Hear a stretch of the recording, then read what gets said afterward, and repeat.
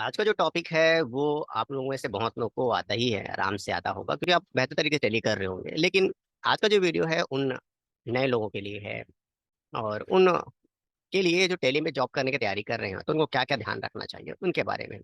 तो उनमें से हम एक टॉपिक लेने वाले हैं जो उनको ध्यान में रखना चाहिए। जैसे कि आप शुरुआत करते हैं टॉपिक को। ये एक वाउचर है पेमेंट जो खुला हुआ है। और एक सजेशन हम ले लेते हैं कि मान लीजिए कोई 1 अप्रैल 2023 को बहुत सारे एक्सपेंस टैली में हुए। मतलब एक ही डेट पर, मतलब आज वो तारीख है और आज के डेट पर एक से अधिक एक्सपेंस टैली में हो रहे हैं। मतलब आज मोबाइल रिचार्ज हुआ, ये हुआ, दुनियादारी हुआ, ये आज 10-15 अलग अलग एक्सपेंस हो गए। तो क्या टैली में से आप अलग अलग एंट्री करोगे या एक साथ एंट्री करना चाहोगे? सभी का मत होगा कि वो एक साथ एंट्री करना चाहेंगे, अलग अलग करके क्यों समय वेस्ट हम करें। तो देखो, कुछ लोग ऐसे ही करते हैं, क्या करते हैं कि हर क्वेश्चन के अलग अलग एंट्री करते हैं। तो मैं 2-4 क्वेश्चन की एंट्री करता हूँ और उनके रिपोर्टिंग पर चलते हैं, और फिर उसके बाद सारे को एक साथ यूज करने के बाद फिर देखते हैं कि क्या होता है। तो एक कैश का पेमेंट है, और एडवर्टाइजमेंट ही ले लेते हैं कि मान लीजिए 800 रुपये का कोई एडवर्टाइजमेंट हुआ है, यानी बैनर वैनर छपा है, ये एंट्री।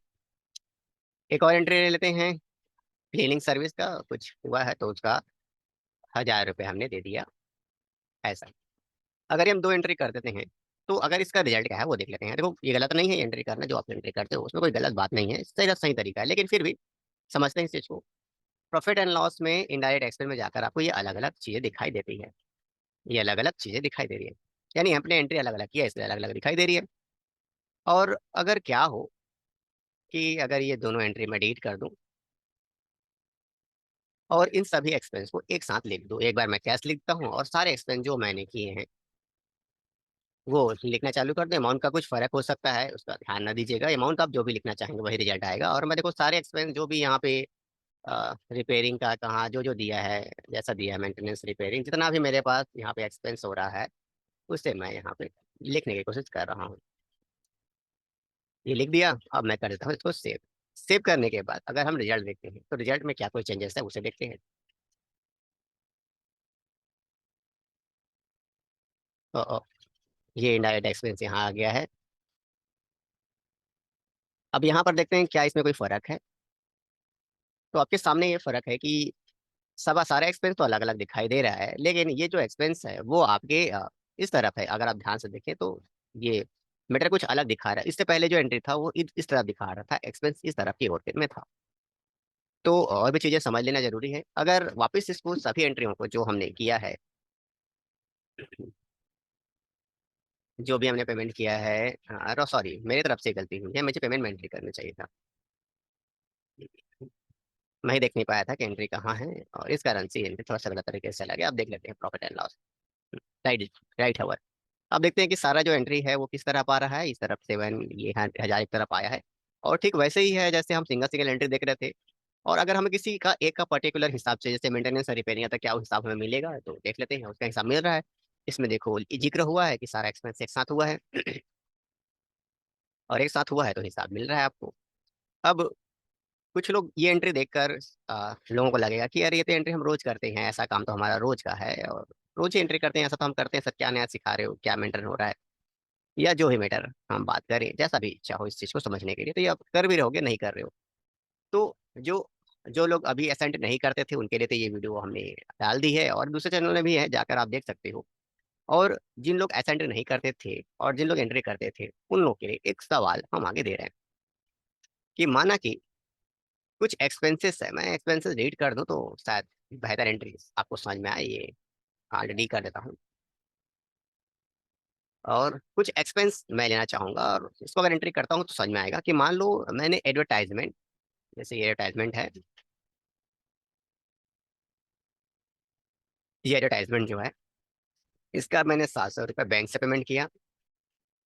और कुछ मेंटेनेंस रिपेयरिंग था, उसका ही मैंने पेमेंट चेक से किया। और ये दोनों जो पेमेंट है वो अलग अलग चेक से मैंने किया, या फिर ये दोनों मैंने गूगल पे, फोन पे जो भी किया है। तो अब मुझे हिसाब तो चाहिए होगा इसका, फिलहाल चेक पर फोकस रखें।